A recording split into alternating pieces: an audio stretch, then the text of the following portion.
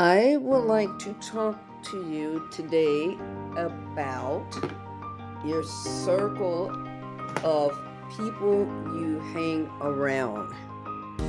Now, before I begin with that, I am going to start with reading to you from, here we go. I'm going to read to you today.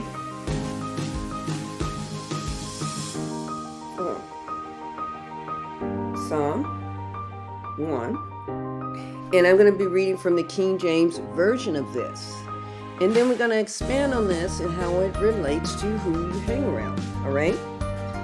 It says, "Blessed is the man that walketh not in the counsel of the ungodly, nor standeth in the way of sinners, nor sitteth in the seat of the scornful. But his delight is in the law of the Lord, and in his law doth he meditate day and night.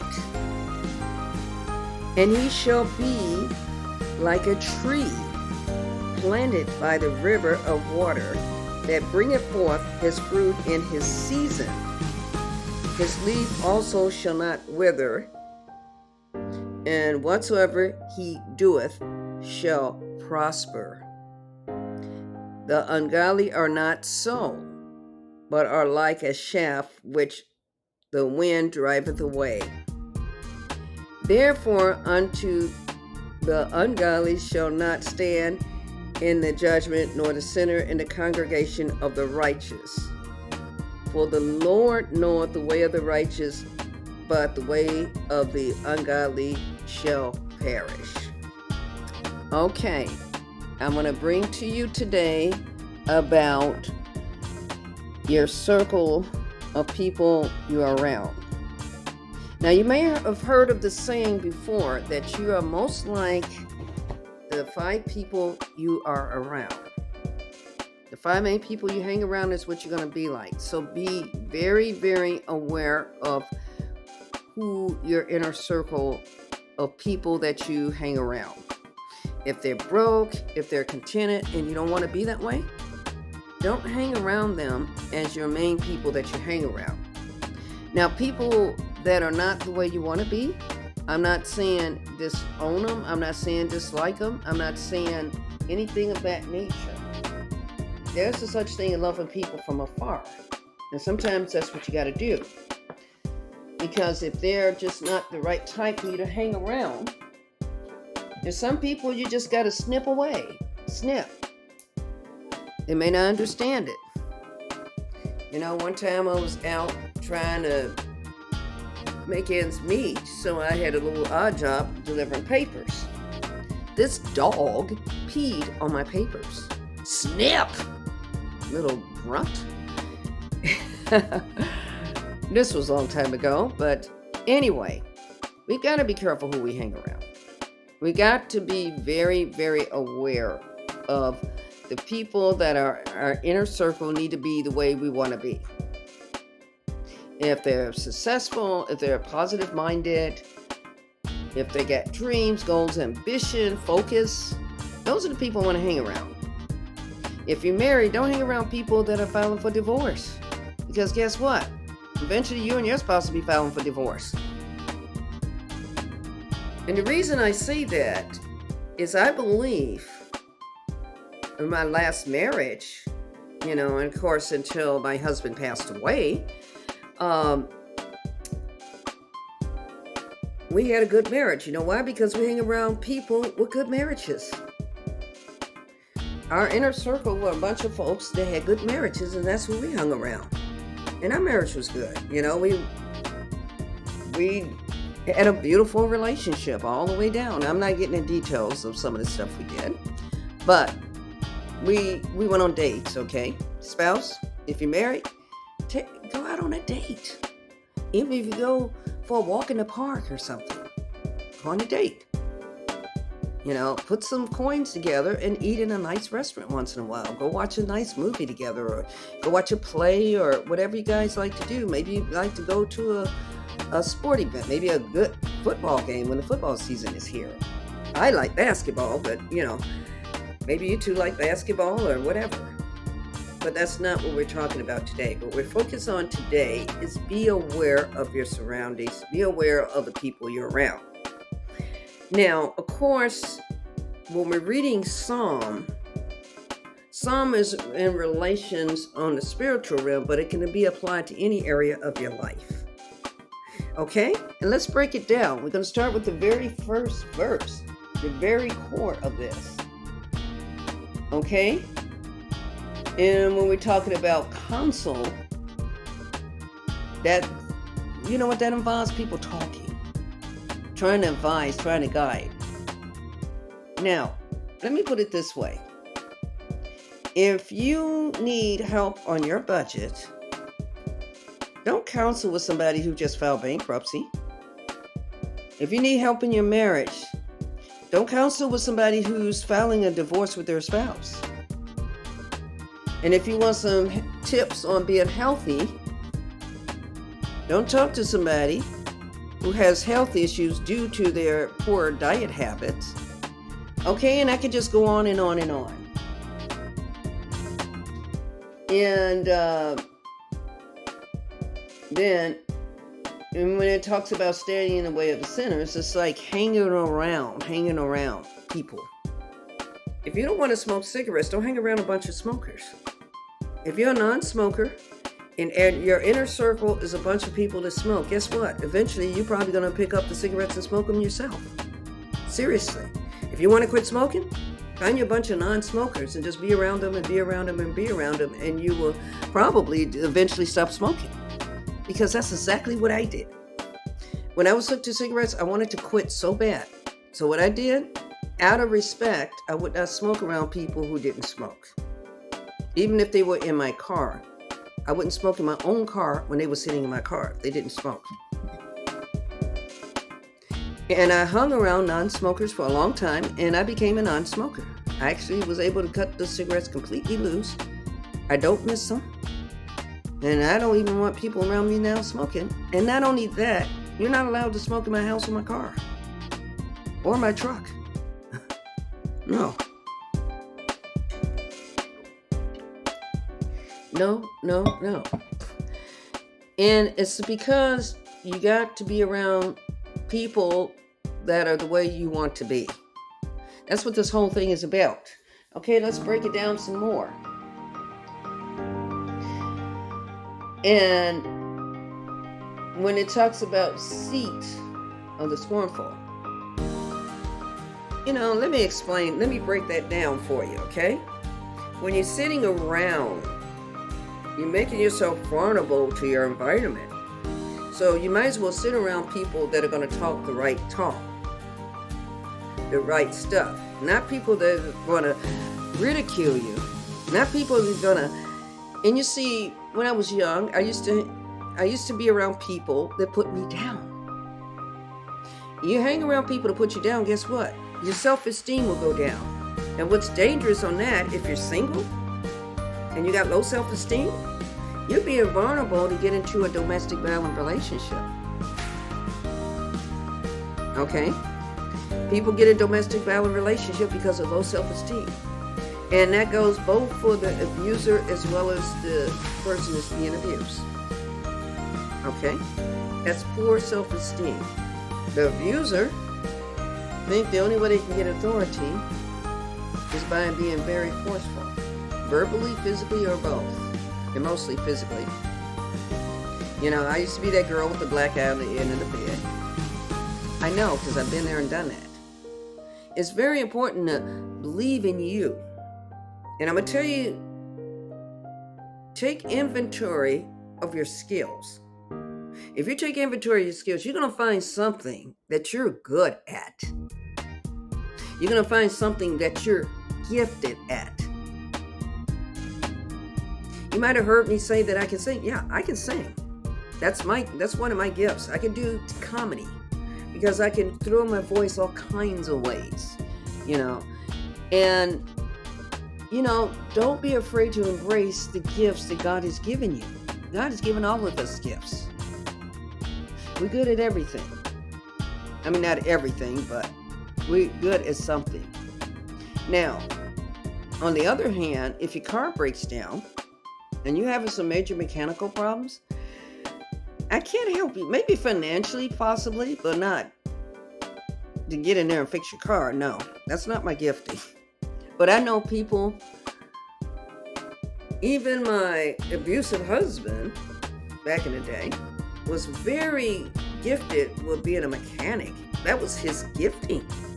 He can take the worst car and make it run. You think, okay, this car is ready for the junkyard. We're ready to take it in and get it smashed. But no, he can get in there and fix anything. He can make anything run. I'm not kidding you. He was gifted with that.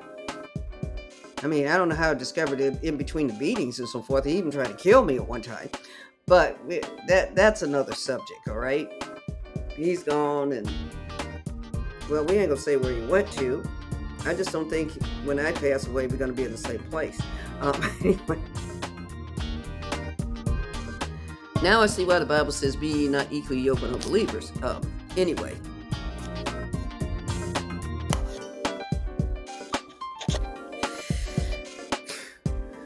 You know, there is something we've got to understand, is you got to be careful who you hang around. Got to. It's very, very, very, very important. One of the things we're going to do is we've got to realize, and sometimes it's a slow process. Sometimes you might have to take a trip away for a minute. What I did, I took a trip from my home state, and I crossed over 2 time zones. I'm actually seated 2 hours ahead of my hometown. Even the climate is different.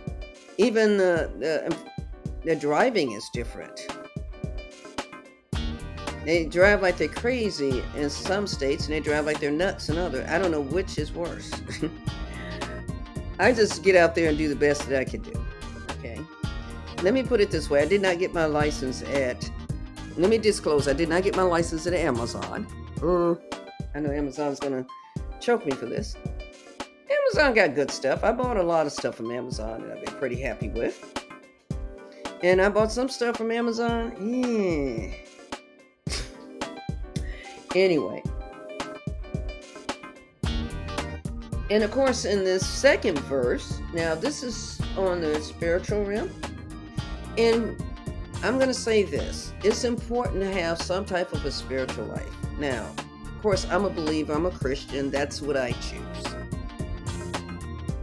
And of course, I think that's the best of the world. But some people may want to go Buddhist or whatever. Okay? I'm here to let you know that you got to have a balance in life. And your spiritual beliefs should come first. Okay? And of course, in the spiritual realm, your Lord, you're delighted in the law of your Lord, okay? And it should be to the point where you're dedicated to meditate on it throughout the day and night, okay? You know, wake up in the morning with the Lord on your mind. Wake up, go to sleep at night with the Lord on your mind. Put him throughout your day. Put him as part of your life. It should be a lifestyle, okay? And when you are focused and solid and got a specific goal, you got your life in balance, and you're around the right type of people, you're going to be solid and steadfast. That's what they mean by that tree planted by the rivers of water. And it's unshakable, unmovable. The tree just sits there, real pretty. Okay? And when he sits there and he's in the right place at the right season, he's going to bear the right fruits. Okay? And because of that, because of being focused, because of being seated, then he's going to be, he or she, I should say. A lot of times when you read the Bible, it's in the he version, but it means everyone. Now, those of you who speak Spanish, let me explain Spanish. Like niños and niñas, right? It's boys and girls.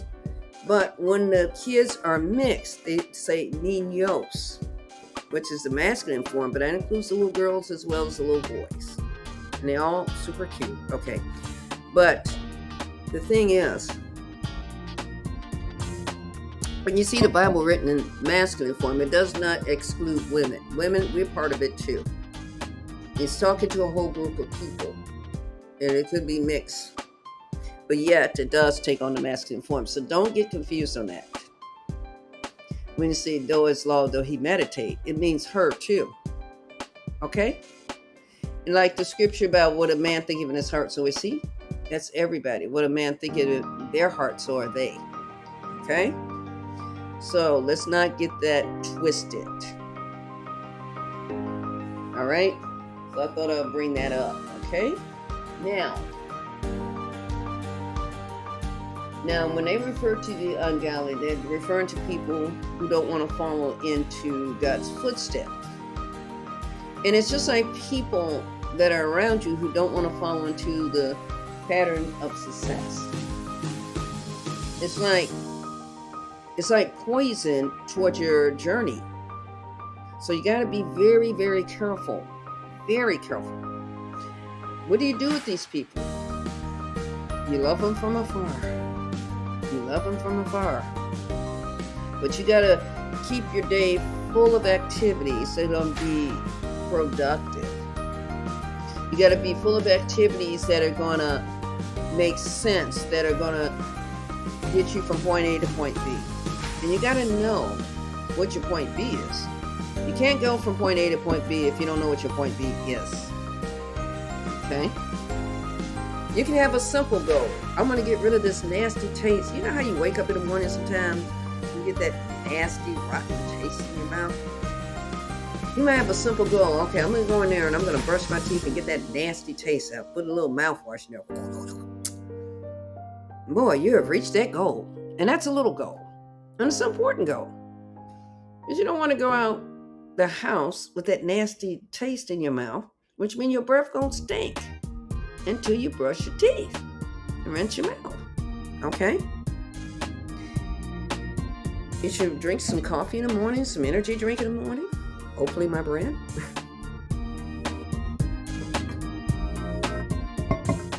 And that's how you have to do it. Okay? It's important, even little small goals like that. We take a bath or we take a shower, right? To wash the sweat and the smells off our body. We put on clean clothes because we don't want to smell, right? And especially underwear. If you wash up, you take a shower, take a bath, put deodorant on, and you put on some dirty drawers, guess what? You still gonna stink. You better change them drawers. You should change them every day. I heard people doing it every other day. Anyway, that's them. I don't hang around those kind of people. You don't change your drawers every day. Don't hang around me because you're probably going to smell. I don't hang around people that smell either. If they funky and they don't smell right, see ya. See ya, okay? Don't even hang around my kitty. And if you watch cats, they're very clean animals. Very clean. They're always cleaning themselves. And these are animals. These are little animals. And another thing we got to be aware of, even when it comes to your home, don't hang around people that keep a messy house. Because sometimes you don't know if they keep a messy house till you go over their house. If you go over their house and they got roaches all on the wall and dirty dishes stacked, and they ain't been in a hospital, then something's wrong. You gotta look at everything. And you know what? You could tell by the way a person dresses. Are they keeping their home clean? Really, you don't even have to go to their house. Look at how they dress. Are they coordinated? Do they have lint in their hair? Boogers hanging out their nose? I mean, really, seriously. I've seen people run around.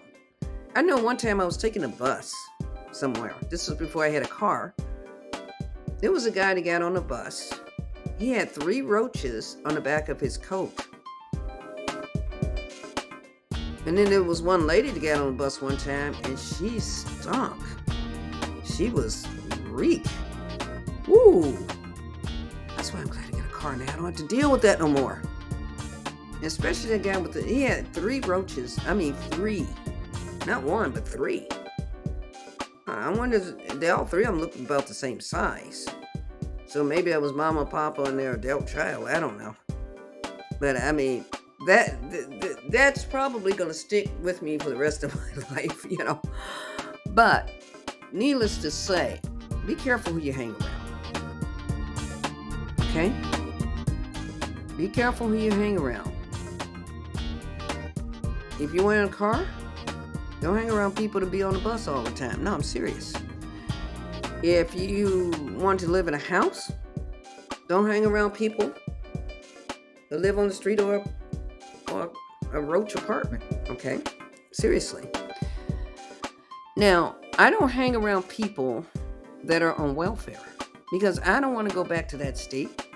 I've been on that welfare. I've been on the food stamps. I used to run in and try to get the government cheese, which at the time was very tasty. It's probably not very healthy to eat. But at the time, that was it. Yes, and I've lived in the projects before. I've lived on the streets before. And it was, and then when I got an apartment with roaches, it was like a promotion from being homeless on the street. You know.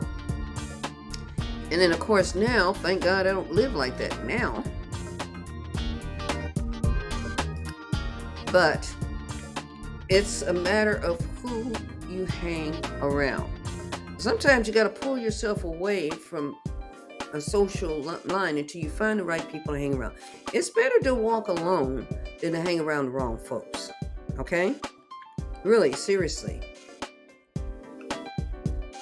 You know, and one of the things I like to do, even when I'm working, or when I'm building my company, or when I'm building my business, is even there, I stay around people who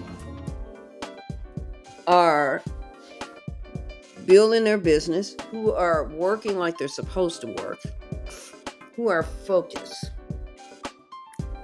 Because if a person is not focused, they're not trying to make their lives any better, I don't hang around them. I don't hang around them. And it's not that I'm being snobbish.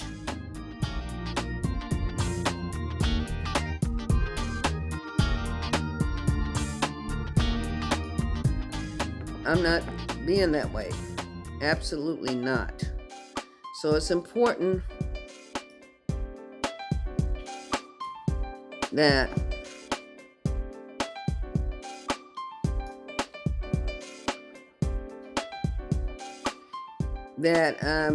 be very, very careful of who I hang around. You got to be careful with that. You got to be. So the takeaway is this.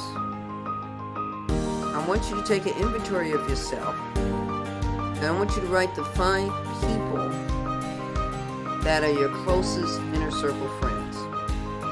And then I want you to make notation of their lifestyles, notation of what they do, even down to maybe what church they go to, or if they don't go to church, if they cuss, they smoke, or they do street drugs, or whatever. And ask yourself, do I want to be like these 5 people? If the answer is no, then you need to begin to find ways to curve away from them. To snip them out of your life. Because that is a distraction toward your success. And it sounds harsh, it sounds cruel, and it sounds rough. But facts are facts. And you gotta make sure that you only be around people that are gonna do you good. You only be around people that are gonna be an asset to you. Okay? So be aware of your surroundings and stay focused.